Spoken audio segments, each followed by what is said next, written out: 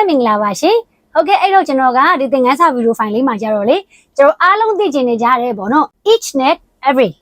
နော်အဲ့ဒီနှစ်ခုရဲ့ကွဲပြားချက်လေးကိုကျွန်တော်ကရှင်းပြပေးချင်တာဖြစ်ပါတယ်ရှင် okay အဲ့တော့ each net every ရဲ့ကွဲပြားချက်လေးကိုကျွန်တော်ရှင်းပြတဲ့အခါမှာအပိုင်း၄ပိုင်းနဲ့ကျွန်တော်ရှင်းပြပေးပါမယ်နော် okay အဲ့တော့အရင်ဆုံးကိုကျွန်တော်တို့အပိုင်း၁အနေနဲ့ဆိုလို့ရှိရင်အရင်ဆုံး meaning သူ့ရဲ့အဓိပ္ပာယ်ပေါ့ဝါဟာရပေါ့နော်သူ့ရဲ့အဓိပ္ပာယ်အနေနဲ့ဆိုလို့ရှိရင်ကျွန်တော်တို့ each ကဘယ်လိုအဓိပ္ပာယ်ရှိတယ် every ကဘယ်လိုအဓိပ္ပာယ်ရှိရဲဆိုတော့စရှင်းပါမယ်နော်ဟုတ်ပြီကျွန်တော်တို့ each ကတော့ရဲ့အဓိပ္ပာယ်ကကျွန်တော်တို့ individual ပြောမှဆို individual item တစ်ခုချင်းစီတူးချင်းစီတယောက်ချင်းစီအဲ့ဒီပုံစံဖြစ်တာပေါ့ one by one တစ်ခုချင်းစီဆိုတော့အဓိပ္ပာယ်ဖြစ်ပါတယ်ရှင့်နောက် separately သူကတေးကြပုံစံဖြစ်တယ်နော်ဒါမှထားပါတယောက်ချင်းစီတစ်ခုချင်းစီအဲ့ဒီအဓိပ္ပာယ်ဖြစ်တာပေါ့နော်ဥပမာအနေနဲ့ဆိုလို့ရှိရင် each student has a pen ကျောင်းသားတယောက်ချင်းစီတိုင်းမှာဖောင်ဒေးတစ်ချောင်းစီရှိတယ်တဲ့တယောက်ချင်းစီတိုင်းဒီမှာ each နဲ့ဆိုOkay နော် now every ရဲ့အဓိပ္ပာယ်ကကြတော့ကျွန်တော်တို့က whole အကုန်လုံးပုံစံကိုတအုပ်စုလုံးပေါ့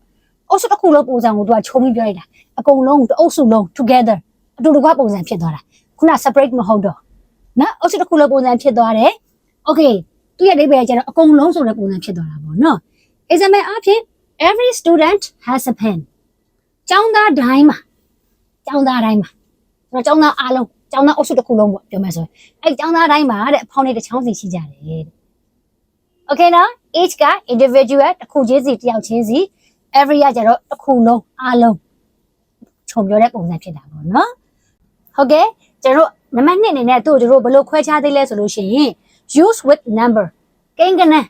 နော်ကျွန်တော်ကိန်းကနန်းအရေးတော့ရသူ့ကိုကျွန်တော်တို့ခွဲခြားထားတာလည်းရှိပါတယ်ရှင်ဥပမာကျွန်တော်တို့ each ကိုသုံးမယ်ဆိုလို့ရှိရင် two or more each နဲ့သုံးမယ်ဆိုလို့ရှိရင်သူကနှစ်ခုနဲ့အထက်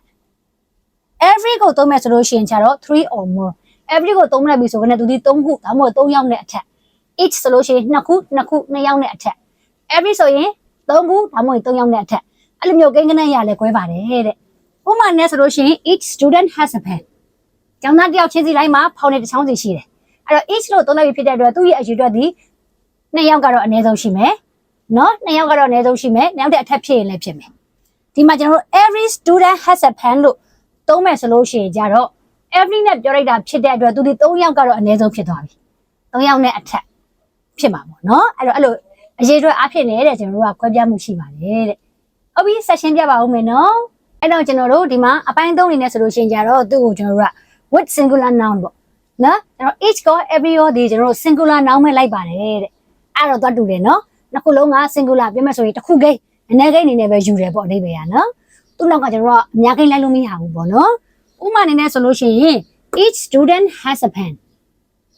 every student has a pen ဒီမှာ has ကျွန်တော် singular အနည်းကိန်းအနေနဲ့ပဲလိုက်ထားတယ်ဒီမှာကျွန်တော် student မှာသွားပြီး s ထည့်လို့မရဘူးအများကိန်းလုပ်လို့မရဘူးနော်အဲ့တော့ဆိုတော့ကျွန်တော် each က every ရောဒီ singular noun တစ်ခုကိန်းအနေနဲ့ပဲလိုက်လို့ရပါတယ်တဲ့ဒါလေးလည်းသိထားမယ်ပေါ့နော် okay နောက်တစ်ခုပဲကြံပါတော့တယ်နော်ဟုတ်ကဲ့အဲ့တော့ကျွန်တော်တို့အပိုင်းလေးနေနဲ့ဆိုလို့ရှိရင်ကြတော့သူ့ကိုကျွန်တော်တို့က with pronoun or of သူ့ကျွန်တော်တို့ of တို့ pronoun နဲ့တွဲသုံးမယ်ဆိုလို့ရှိရင်တဲ့ကျွန်တော်တို့ဒီနားလေးမှာ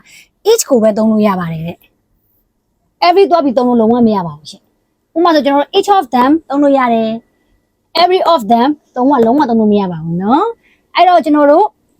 pronoun ဒါမှမဟုတ် of နဲ့တွဲသုံးမယ်ဆိုလို့ရှိရင် each တစ်မျိုးတည်းကိုပဲသုံးလို့ရပါတယ် each of them is readyမဆိုအစင်းနေမယ်ပေါ့သူတို့အားလုံးအစင်းနေမယ်ဆိုတဲ့အဓိပ္ပာယ်ပေါ့နော်ဒီမှာတော့ပြီး every of them တော့မရှိပါဘူးနော်